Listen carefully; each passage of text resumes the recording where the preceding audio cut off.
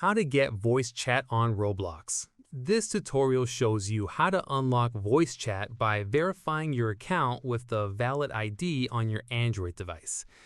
First, open the Roblox app on your Android device.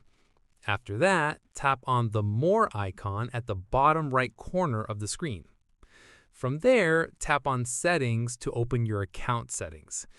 At this point, tap on Account Info to open your account information page. In the next step, tap on Verify with ID to begin the identity verification process. Following this, Roblox will send the confirmation code to your registered email address. Once done, open your email app, grab the code, and head back to Roblox.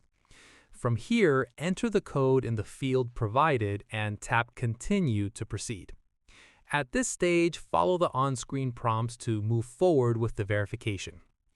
After this, select your country from the list to continue.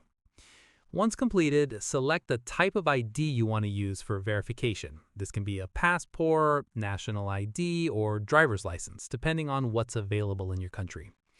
Finally, follow the remaining on-screen instructions to submit your ID, and once your identity is verified, voice chat will be automatically unlocked on your Roblox account.